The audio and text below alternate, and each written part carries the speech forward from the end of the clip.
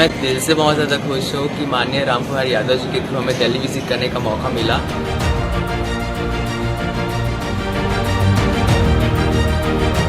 मैंने जो बचपन में जो महसूस किया था उनको दिखाने का प्रयास किया कि देखो दुनिया कैसा है। अगर आप पढ़ोगे लिखोगे तो हो सकता है आप हर क्षेत्र में आगे बढ़ें। कोई बिजनेसमैन बन जाए, कोई आईपीएस आईएएस बन जाए, कोई तहसीलदार कलेक्टर बन जाए, कोई और अच्छा नेता बन जाए। तो इसलिए उनके मन में एक भावना पैदा करने के लिए जहाज में बैठाने का प्रयास करता हूँ। लोग कहते हैं कि जब मन में चाहत होती है तो इंसान हर एक चीज़ कर गुजरता है। एक ये भी लाइन है कि ज़्यादातर लोग इस लाइन को इस्तेमाल करते हैं कि जिन्होंने कुछ नहीं देखा और जिन्होंने कुछ नहीं पाया होता है, वो एक वक्त ऐसा आता है जो सब कुछ हासिल कर लेते हैं। ये लाइन मैं इसलिए कह रही हूँ क्योंकि हमारे साथ इस वक्त मेरे बगल में जिस शख्स को आप देख रहे हैं, ये इस वक्त मौजूदा विधायक हैं छत्तीसगढ़ शक्ति जिले के चंद्रपुर से। इनके बारे में बताने से पहले मैं आपको बता दूं, इस वक्त ये चारों तरफ पूरे देश में छाए हुए हैं कि सबसे गरीब, पूरे देश में अगर तीसरा स्थान किसी गरीब एमएलए यानी कि विधायक का नाम आता है तो तीसरे नंबर पर नाम आता है रामकुमार यादव जी का। इन्होंने जो गरीबी देखी है और गरीबी से लेकर आज यहाँ तक पहुँच रहे, इनके सफ़र के बारे में इनकी ही ज़ुबानी जानेंगे कि किन किन समस्याओं का इन्हें सामना करना पड़ा। क्या ये बचपन से राजनीति में आना चाहते थे या फिर एक समय ऐसा आया जो इन्होंने इस रास्ते को चूज़ किया। लेकिन सबसे खास बात यह है कि एक गरीबी से और ख़ास करके इस मुकाम पर पहुंच जाना, और जब गूगल पे डाला जाता है सबसे गरीब एमएलए कौन है पूरे भारत का, तो तीसरे नंबर पर नाम आता है रामकुमार यादव का। मैं बार बार इस बात को इसलिए दोहरा रही हूं क्योंकि इन्होंने अपनी आंखों से बहुत करीब से गरीबी को देखा है और गरीब लोगों का ये जिस तरीके से मदद करते हैं पूरे देश में छाए हुए हैं। तो सबसे पहले रामकुमार यादव जी, आपका मेरे TV24 चैनल पर स्वागत है। जी जी, धन्यवाद। सबसे पहले तो शुरुआत हम वहीं से करेंगे कि राजनीति जो जर्नी है आपकी, किस तरीके से इस सफ़र की शुरुआत हुई। सबसे पहले तो मैं TV24 के जितने आपके दर्शक हैं सभी को मैं धन्यवाद देता हूं और आपको भी धन्यवाद देता हूं कि आपने मुझे इतना अच्छा मंच दिया। इसलिए मैं TV24 के समस्त दर्शकों को मैं नमस्कार करता हूं, धन्यवाद देता हूं। देखिए, रही बात राजनीतिक में आने की, तो मैं तो ऐसे माँ के कोख से पैदा हुआ जो कभी ख्वाब में भी नहीं सोच सकता था कि मैं कहीं राजनेता बनूंगा, एमएलए बनूंगा, एमपी बनूंगा। कभी ख्वाब में नहीं सोच सकता था, क्योंकि मैं वो गरीब माँ की कोख जो दिन भर काम करती थी, दूसरे के घर में जा कर के, दूसरे प्रदेशों में जा कर के काम करती थी। वहाँ दूसरे प्रदेश में मैं जन्म लिया। फिर वहाँ से आकर के जहाँ मेरे दीदी रहती थी, शादी करके दिए, तो वहाँ जा कर के हम गाय भैंस चराए करते थे, मजदूरी करते थे। धीरे धीरे धीरे ऐसा मजदूरी करते करते करते करते मेरे माँ बाप पढ़े लिखे नहीं थे, तो क्या एमपी एमएलए होते हम तो कभी जानते नहीं थे। लेकिन समाज से जुड़ कर काम करते गए और धीरे धीरे धीरे सामाजिक कार्य करते करते हम ये मुकाम में पहुँचे कि भाई ये जिला पंचायत होता है, ये सरपंच होता है। और बड़े संघर्ष करते करते कई बार ऐसे हुआ, जन आंदोलन किए क्षेत्र में। जैसे कि मेरे क्षेत्र में जो आदिवासी हैं, ट्राइबल हैं, उनका जाति प्रमाण पत्र नहीं बन रहा था, उसके लिए 3 साल तक आंदोलन करना। मेरे क्षेत्र में किसानों का मुआवजा नहीं मिल रहे थे, उसके लिए लगातार 5 साल संघर्ष करना, उसके लिए आंदोलन छेड़ देना। ऐसे करते करते फिर वहाँ हमारे माननीय कांग्रेस के नेताओं से, बहुत सारे नेताओं से मेरा मुलाकात हुआ। फिर राजनीति के बारे में चर्चा हुआ, तो आज आपके सामने में एक दोबारा एमएलए के रूप में भी बैठा हूँ। लेकिन जीवन की शुरुआत अगर देखेंगे तो मैं फिर कहूँगा आपके जितने भी दर्शक हैं सभी को कि आपके माध्यम से भी बताना चाहता हूँ कि अगर जीवन में किसी को दुनिया में कोई लक्ष्य प्राप्त करना चाहे तो मैं जीता जागता उदाहरण हूँ। मैं ऐसे गरीब के कोख से पैदा हुआ था कि मैं क्या चीज़ नहीं जानता था कि एमपी एमएलए, लेकिन लोगों ने मुझे इतना प्यार दिया और ऐसे राज परिवार के साथ में मैं चुनाव लड़ा। एक तरफ धनवान लोग थे, बलवान लोग थे, एक तरफ निर्धन थे, लेकिन जनताओं ने मुझे आशीर्वाद दिया। इसलिए मैं कहना चाहता हूँ, जितने युवा देख रहे हैं या जितने माँ बाप देख रहे हैं, उनके आप अपने बेटों को बताइए इस बात को कि जब एक गरीब के निर्धन का बेटा एक दूसरे घर में झाड़ू पोछा करने वाले की बेटा अगर MP MLA बन सकते हैं तो आप क्यों नहीं बन सकते। ज़रूर अपने बेटों को बताइएगा, अपने बेटियों को बताइएगा, ताकि एक गरीब के बेटा जब कोई MP MLA जब आएगा बनेगा तो इस देश प्रदेश के लिए अच्छा काम करेगा और एक कहना चाहिए गरीबों की अच्छी सेवा कर सकता है। इसलिए आप अपने परिवार के बच्चों को ज़रूर बताइएगा। जी। अच्छा विधायक जी, हम ये भी जानना चाहेंगे आपसे, आप अभी जैसे कि हमारे दर्शकों से बोले कि उन माँओं को मैं कहना चाहूँगा कि एक झाड़ू पोछा लगाने वाली माँ का बेटा जब MP MLA बन सकता है तो सभी का बेटा बन सकता है। उस लायक संस्कार दीजिए, उस लायक पढ़ाइए लिखाइए। आपकी माता जी जब आप पहली बार MLA बने कितना खुश हुई थी और वो क्या बोली थी? देखिए मिश्रा बहन जी, मुझे इस बात का बहुत दुख है कि मेरी माँ नहीं है। मैं बहुत मेहनत करके आगे मुझे पढ़ाने के उन लोग जो है बहुत मुझे प्रयास किए। बेचारी दूसरे घर में काम करती थी और वो तो क्या MP MLA नहीं जानती थी बेचारी, लेकिन वो मुझे देख कर कितने में खुश हो गई थी कि मेरा बेटा कुछ हो गया है, इसके पास लोग आते हैं। हम छोटे से मकान में रहते थे, लेकिन वो समझ गई थी कुछ न कुछ मेरा बेटा कुछ अलग कर रहा है। तो एक दिन मैं मजाक में उनको बोला, मैं आपके चैनल में दिल के बात कर रहा हूँ और एकदम दिल के बात कर रहा हूँ। मैं अपनी माँ को मजाक में किया कि एक जहाज़ जा रही थी, तो पहले हम लोग गरीब लोग या कोई भी बच्चे लोग खाना खाते थे, जहाज़ की आवाज़ सुनते थे, दौड़ जाते थे हम लोग और देखते थे किधर जहाज़ जा रहे थे। अपने माँ, सभी आपका माँ हो या मेरा माँ, सबके माँ बोलते थे पहले खाना खा ले बेटा फिर जहाज़ को देखना, लेकिन उस समय उल्टावले रहते थे, देखते थे। तो उसी बात को जब राजनीतिक में कुछ आगे आया सामाजिक कार्य में, तो मेरे माँ को मैं बोला कि माँ तू जहाज़ चढ़ेगी। तो मेरी माँ वो पढ़ी लिखी नहीं थी, लेकिन एक शब्द बोली कि बेटा तुझे मैंने जन्म दिया तो मैं जहाज़ भी चढ़ लिया, दुनिया के संसार को मैं पा लिया। ऐसा मेरी माँ, जिसको मैं कभी सोच नहीं सकती थी कि इतना बड़ी बात बोली। और मेरे विधायक बनने के पहले बहुत उम्र तक जी बेचारी, बहुत लगभग 85 साल तक जी। उसके बाद भगवान के घर चले गए। गुजरने के कितने वर्ष बाद आपने विधायक पद हासिल किया? उनके गुजरने के बाद मैं 7-8 साल के बाद में MLA बना। मेरे पिताजी जिंदा थे, लेकिन ये भी देखिए, मेरा पिताजी जब मैं काउंटिंग में आया और काउंटिंग में जब चुनाव में मैं जीत करके घर गया, तो मेरे पिताजी एकदम अंतिम सांस ले रहे थे। और आपके माध्यम से मेरे क्षेत्र के लोग भी देख रहे होंगे इस बातों को। मैं अंतिम सांस ले रहे थे, मैं जा कर के उसको प्रणाम किया। मैं बोला उसको कि पिताजी, मैं दादा बोलता था। वही भाषा यूज करिए। हाँ। जो बोलते थे एकदम वही लैंग्वेज भी। हाँ। वही हमें सुनना है। मैं बोला दादा मैं चुनाव जीत गया हूँ, आपका आशीर्वाद दो, मैं चुनाव जीत गया हूँ करके। तो मेरे को आशीर्वाद दिया और मैं फिर उसको बोला कि दादा मैं हमारे मुख्यमंत्री जी जो बनेंगे हमारे पार्टी का, तो मुझे जाना होगा, तो मुझे आशीर्वाद दीजिए। आप भावुक भी हो रहे हैं।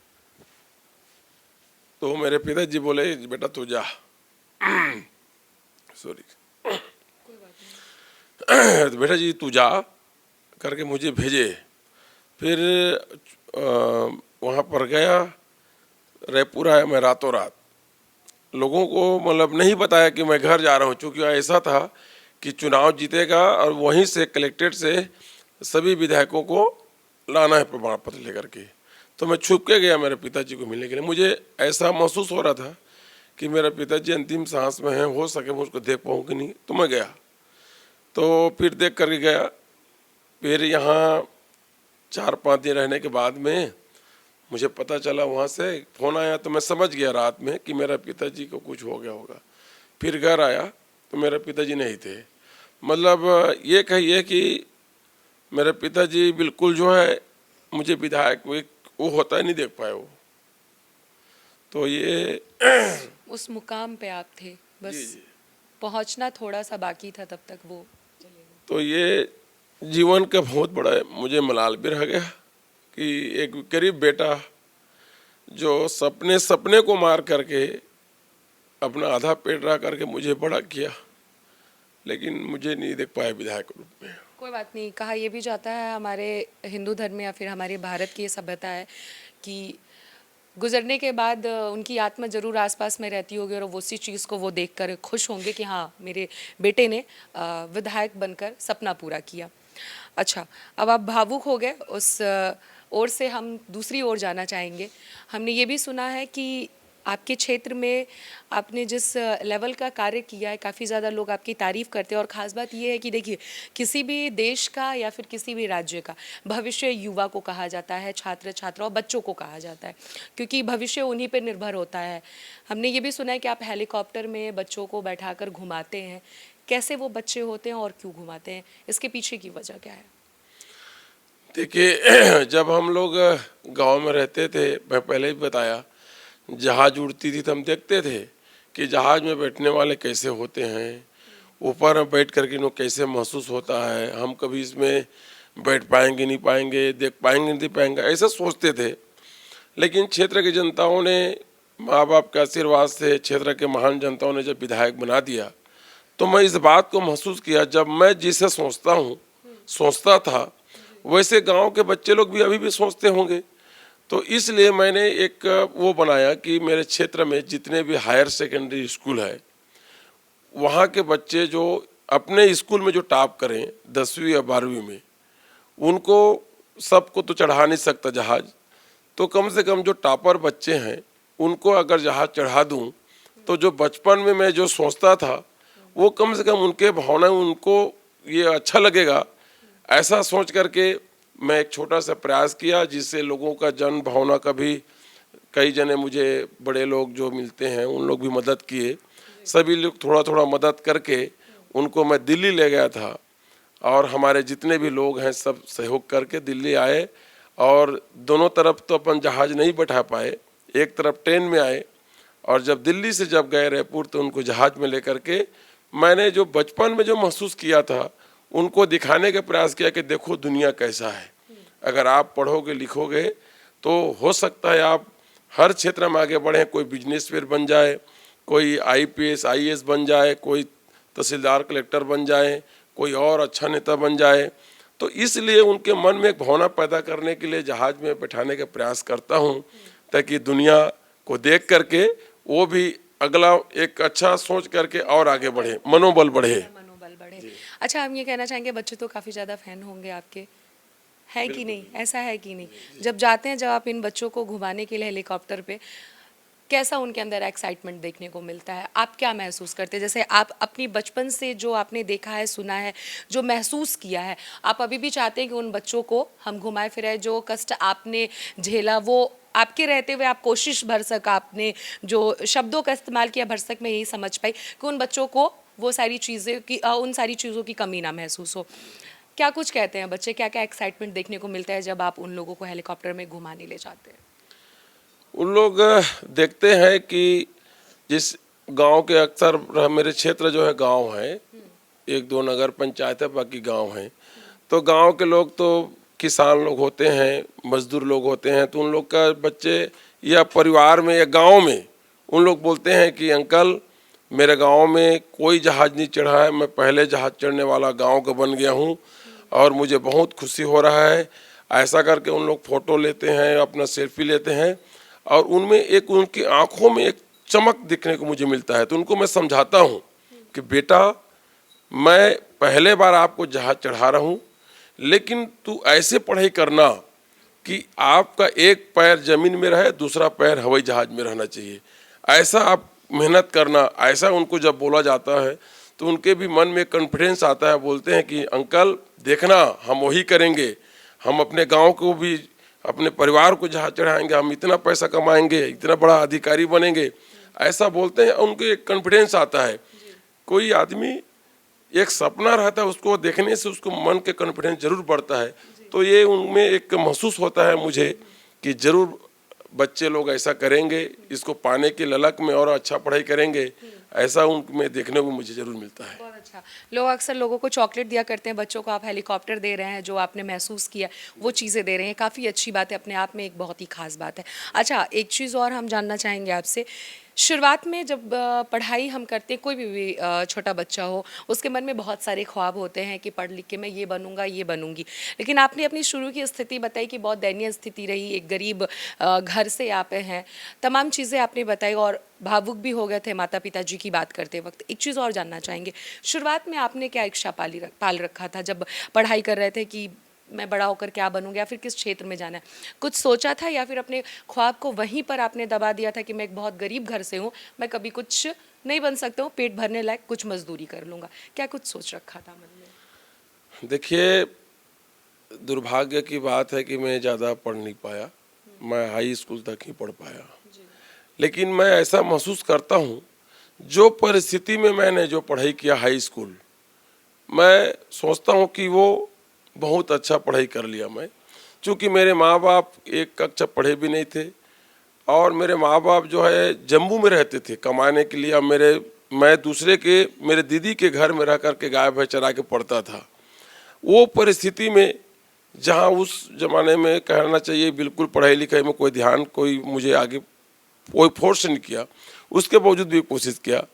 और रही बात राजनीतिक में जाने का या अधिकारी बनने का, जो गरीब आदमी 2 वक्त तक रोटी जिसके घर में नहीं हो, वो क्या सोचेगा कि मैं MP MLA बनूंगा, मैं कलेक्टर बनूंगा, कोई अधिकारी बनूंगा। वो तो गरीब आदमी यही सोचता है कि हे भगवान, हे खुदा, हे प्रभु, मेरे घर में 2 वक्त तक की रोटी कल के लिए हो जाए, यही सोचता है। तो कभी हम नहीं सोच पाए थे, लेकिन परिस्थितियां ऐसा हुआ कि शुरू से मैं कुछ अलग हट के काम करने के लिए प्रयास करता था। जैसे मेरे गांव में रोड नहीं था, मैं आपके चैनल मेरे गांव के लोग भी देखेंगे, मेरे गांव में रोड नहीं था, तो मैंने सोचा कि मेरे गांव में रोड क्यों नहीं बनना चाहिए।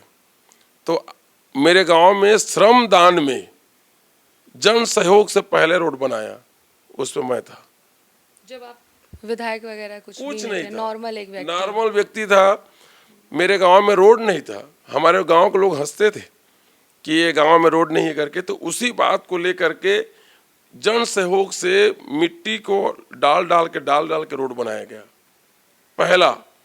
फिर उसके बाद में एक और गांव था पिकरी पार करके, तो वहाँ के लोग फिर आए कि ये रोड बनाता है करके। तो फिर वहाँ गए, तो हमारे नाम FIR हो गया, और FIR हो गया। हमको तहसील बुलाया गया, उस समय के तहसीलदार साहब बोले तुम गुंडा बनते हो, रोड बनाते हो। तो हमने कहा सर हमारे लिए थोड़ी बनाया है। तो बोले किसके लिए बनाए हो? बोले आपके लिए बनाए, आप उस गांव नहीं जा पाते हैं। तो डर नहीं लगा उनसे इस तरह से जवाब देते? बिल्कुल नहीं, हम तो ऐसा था, हम पहले से तय करके रखे थे कि हमको अंदर जाना भी पड़ेगा तो जाएंगे, मतलब जनता के लिए कार्य जनता के लिए।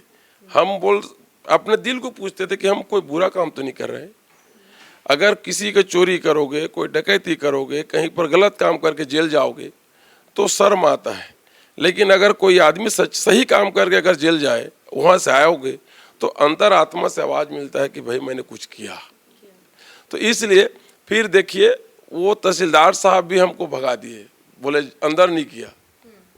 वो बैठे बैठे रात हो गया, शाम हो गया, हम पूछे वहाँ कि भैया हमको क्या करना है। बोले तहसीलदार तो चले गए। तो मैं बोला मैं क्या करूँ, तुम भी भाग जाओ। बोले हम घर आ गए। तो उसमें कुछ नहीं हुआ। यानी तहसीलदार साहब भी आपको अंदर नहीं किया, वो भी नहीं किया। तो इस प्रकार से धीरे धीरे फिर एक जिला पंचायत चुनाव आया। तो मेरे को कई जने बोले कि जिला पंचायत क्यों नहीं लड़ लेते। तो मैं बोला ये होता क्या है भैया, मुझे जानकारी नहीं थी।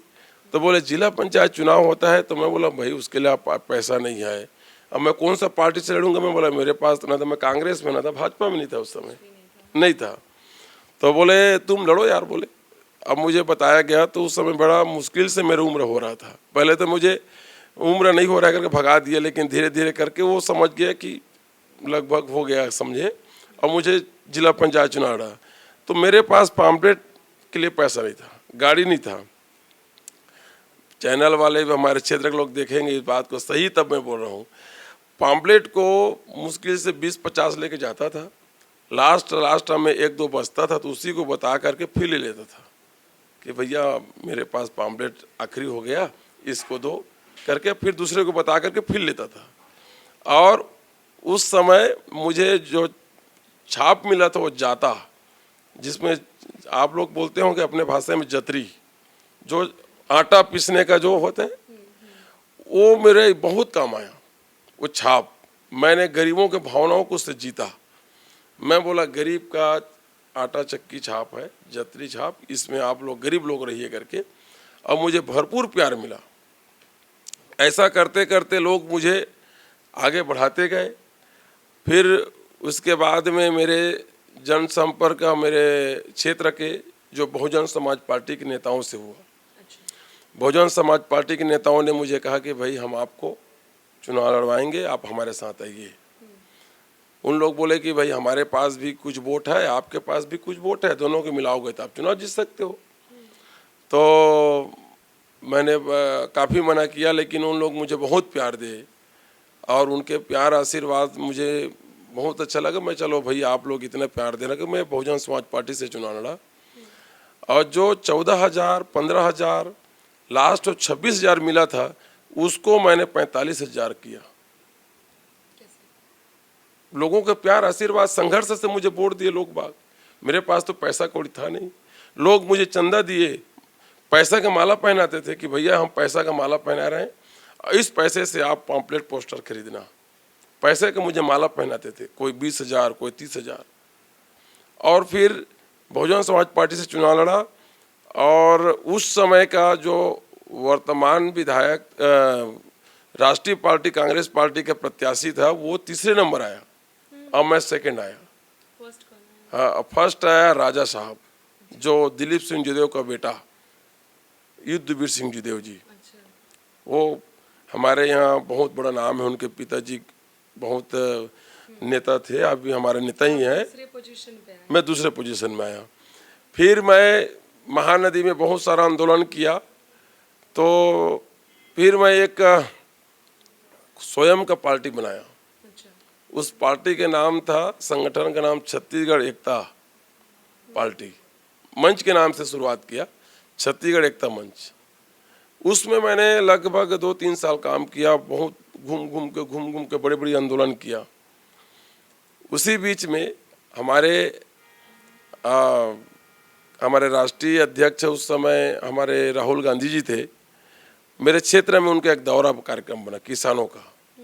एक साराडी बैराज था, किसानों के लिए आंदोलन करता था, उसी में राहुल गांधी जी का पद यात्रा हुआ।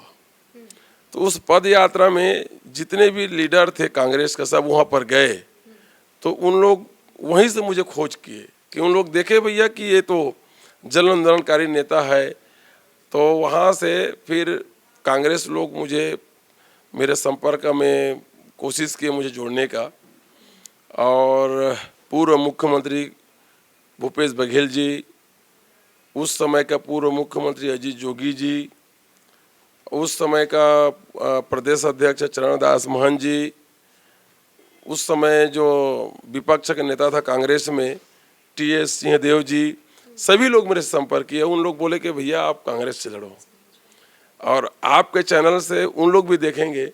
मैं पहला व्यक्ति हूँ ऐसा जो बोलता था कि मुझे कांग्रेस से नहीं लड़ना, ना किसी पार्टी से नहीं लड़ना, मैं स्वयं के संगठन से मैं लड़ूंगा।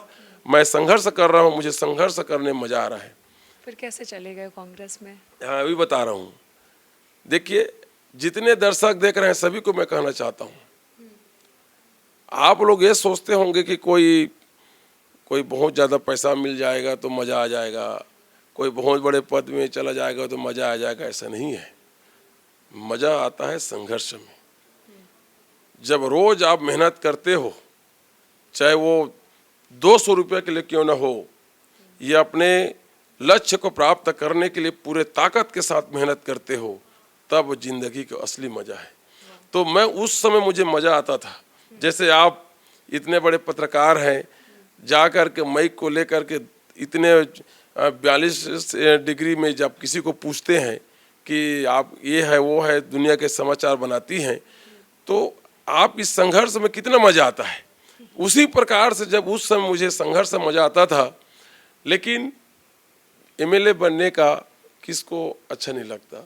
फिर मुझे कई लोग, मेरे खुद के लोग बोले, जो मेरे संगठन के लोग बोले कि भैया जब इतना बड़ा पार्टी है, देश को आज़ाद कराने वाली पार्टी, इतना हमारे पुरखे के जब इतना सबसे बड़े पार्टी है, बोल रहे हैं तो आप इसमें से लड़ना चाहिए, आपको जीवन को सेफ बनाना चाहिए, ऐसा मुझे बोला गया। तो मैं भी सोचा और सोच करके फिर कांग्रेस पार्टी डायरेक्ट मुझे राहुल गांधी दिल्ली बुलाए और राहुल गांधी जी ने मुझे टिकट दिया। और जब ये टिकट सिर्फ पार्टी में सम्मिलित हुआ, मैं टिकट कोई बात नहीं किया था। अब यहाँ से मैं चला गया तो वहाँ पर चल रहा था कि अब बाहरी व्यक्ति को टिकट नहीं दिया जाएगा, वो है। तो मैं पहला व्यक्ति ऐसा हूँ कि मुझे 1 घंटा पहले फार्म भरा, 1 घंटा पहले कांग्रेस की सदस्यता हुआ। और फिर जब चुनाव में जब मैं गया तो छत्तीसगढ़ में, मध्य प्रदेश में बहुत बड़ा नाम है दिलीप सिंह जीदेव का, उनके बहू के साथ में मैं चुनाव लड़ा। और एक तरफ धन बल था, एक तरफ बाहुबल थे, एक तरफ एक गरीब, एक झोपड़पट्टी में रहने वाला मजदूर का बेटा जब चुनाव लड़ा तो मुझे बोला गया कि राम कुमार तो नहीं जीतेगा। लेकिन मैंने अपने भावनाओं को रखा। मैंने कहा मेरे क्षेत्र के जनताओं को, भाई और बहनों, आप अपने वोट का उपयोग सोच समझ के कीजिएगा। एक तरफ राजमहल है, एक तरफ झोपड़पट्टी में रहने वाला गरीब के बेटा है।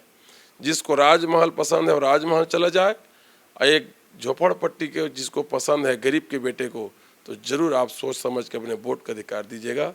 और आज 2 बार उन्हीं से मैं चुनाव लड़ा और दोनों बार, पहले बार कम वोट से जीता था मैं। पहले बार मैं जीते थे। हाँ, पहले बार मैं 6000 से वोट लगभग जीता और अभी लगभग मैं 17-18 हजार वोट से जीता। तो मेरा वोट जो है दोबारा में और बढ़ गया, उसी से चुनाव लड़ा। और तो ये मेरे क्षेत्र का जनता का प्यार, आशीर्वाद, कांग्रेस पार्टी ने मुझे मौका दिया। और आप जैसे पत्रकार और बहुत सारे मेरे बहनें भी हैं मेरे क्षेत्र में, जो मुझे बहुत अपने भाई समान प्यार करते हैं, हमेशा मुझे सहयोग करते हैं। तो आज यहाँ रायबरेली में भी यहाँ नहीं आता तो आप जैसे पत्रकार महोदया जी से थोड़ी मेरा मुलाकात होता, तो यहाँ भी आपका भी मुझे सबका प्यार आशीर्वाद मिल रहा है। मुझे बहुत खुशी हो रहा है कि आप जैसे पत्रकार जो है बहुत सुलझी हुई हैं, मैं आपके शब्दों को मैं समझ रहा हूँ, आपके साथ भी मुझे बैठने का और विचार रखने का मुझे अवसर मिला। नहीं सर, मुझे भी आपके साथ बैठकर अच्छा लगा और आपसे बातचीत करके अच्छा लग रहा है। मैं दिल से बहुत ज़्यादा खुश हूँ कि माननीय रामकुमार यादव जी के थ्रू हमें दिल्ली विजिट करने का मौका मिला।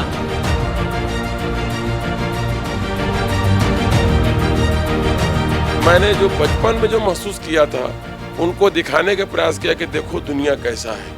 अगर आप पढ़ोगे लिखोगे तो हो सकता है आप हर क्षेत्र में आगे बढ़ें। कोई बिजनेसमैन बन जाए, कोई IPS IAS बन जाए, कोई तहसीलदार कलेक्टर बन जाए, कोई और अच्छा नेता बन जाए। तो इसलिए उनके मन में एक भावना पैदा करने के लिए जहाज में बैठाने का प्रयास करता हूँ।